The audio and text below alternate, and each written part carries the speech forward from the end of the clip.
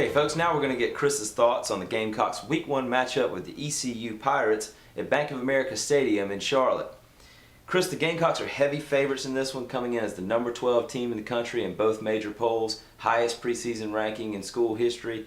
USC will also be playing its third straight neutral site game up at Bank of America Stadium after finishing the 2010 season with back-to-back games in the Georgia Dome. What are your expectations for this game, and how do you see it shaking out? Yeah, I think it's a very winnable game for the Gamecocks. Neutral site game at Bank of America Stadium, but they're facing a team who has some question marks. I do think it presents some challenges, particularly with ECU's offense. Now, they're going to be without one of their starting, actually two of their starting wide receivers. Justin Jones is probably going to be out for that game after sustaining a leg injury, and also former Gamecock signee Michael Bowman, who is now at ECU, is suspended for the opener. So they're going to be playing a couple of young guys at two of their receiver spots. They utilize a lot of wide receivers in their offense. Tempo is going to be something that Carolina's going to have to deal with. They're also going to have to deal with a team that really likes to throw the ball. Dominique Davis is one of the better quarterbacks in the country from a statistical standpoint.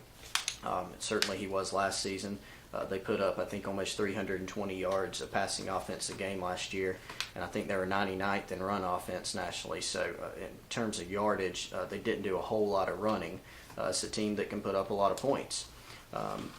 They're also going to get rid of the ball very quickly. I think they only gave up a little over 1 sack per game average last season. And I know Brad Lawing, Carolina's defensive line coach, said recently after practice not to expect Carolina to have a bunch of sacks in the game, but I do think the role that the defensive line can play, and it's a very good pass rushing bunch that they're bringing in to Bank of America Stadium, is that they're going to have to disrupt.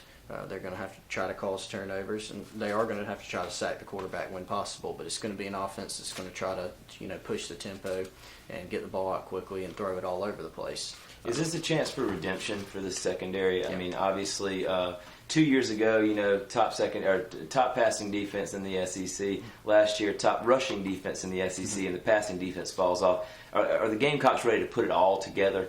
I think so. Definitely this is going to be one of the games that'll be an early test for them because they've got a team that's been successful throwing the ball. Now, they haven't been successful against SEC competition like Carolina faced last year, but that's what they do best, and there's no doubt that's what they're going to try to come out and do. They lose their 2 top rushers from last season as well. They have an established quarterback who can run around and he can throw the ball as well. So I think they're really going to try to put the game in his hands and let him win it or lose it for him. So the onus is definitely going to be on South Carolina's defensive backfield. They have a lot of experience there. Stephon Gilmore, Akeem Augusty, C.C. Whitlock, DJ Swearinger back there at safety, and a guy in Jimmy Legree at free safety who had a good spring and has had a good fall back there at the safety spot at free safety and can make some plays, I think, back there for them. But last year, I think communication was a problem for them. And I don't think there's going to be as many issues at all there. That's what the returns have been so far. I think they're more on the same page. I don't think it was a problem with ability last year. It was just a problem with having communication breakdowns. So if they can fix that, I think they'll be much more successful defending the pass this season. But certainly this will be a good indicator of maybe how good they're going to be there. It will be interesting to see because the secondary tends to struggle against these spread types, against the teams that spread the ball around a lot, such as Auburn, such as Florida during Meyer's tenure. And of course in week 2, going back to the pro style with Georgia and what Carolina seems to be best at defense, at least for Ellis Johnson's tenure. When he goes up against a pro style offense, he seems to thrive.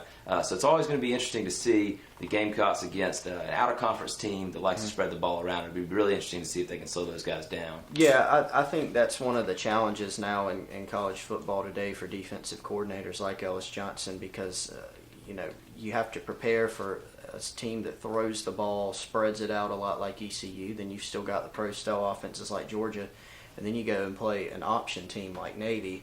And not only do you have to prepare for them, but you sort of get out of your routine of preparing for these teams that do some of the similar things on offense from week to week. You have to scrap everything, put in a whole new game plan to go stop the option, and then get right back to it the next week with a more traditional type of team. So I think that is a challenging thing for defensive coordinators now. Sure. Speaking to the game plan on the offensive side of the ball, do you think Coach Spurrier wants to maybe play a ball control type of offense in this game? Run Marcus Lattimore, chew up clock, and just get out of there with a win? Or do you think he wants to showcase some of his new weapons out at wide receiver? Well, I think they're just going to do what it takes to win, and that's going to be based on where they think ECU is going to be more vulnerable. And I think that this South Carolina team, in whatever way, can put up points on the Pirates.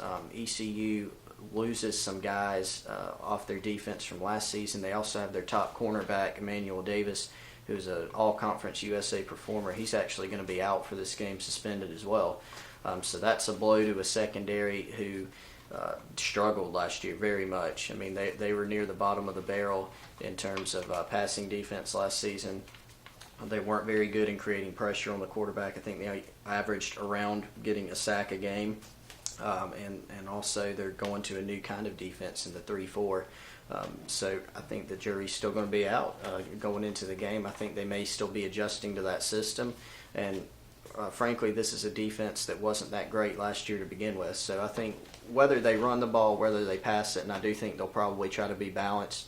Of course, you go to the well with Marcus Lattimore as many times as it's working, but I think they'll have opportunities to do both. I think it might be fair to say that Marcus might be licking his chops at that 3-4 defense, considering what he did to Georgia last season. Chris, any other final thoughts? Do you want to give us a prediction? You're going to make us wait and check out the website for that. I don't know if I have a score prediction this week, but I do think it's a game that South Carolina should win and probably should win comfortably. Like I said, I don't think that we'll come out of this game talking about South Carolina having a record-setting performance in terms of sacks or even yardage on defense, because I do think ECU will make their fair share of plays on offense. But I think South Carolina's defense will be tight enough to keep them from scoring a lot of points. And I think offensively they'll be able to move the ball and probably score a good many points as well.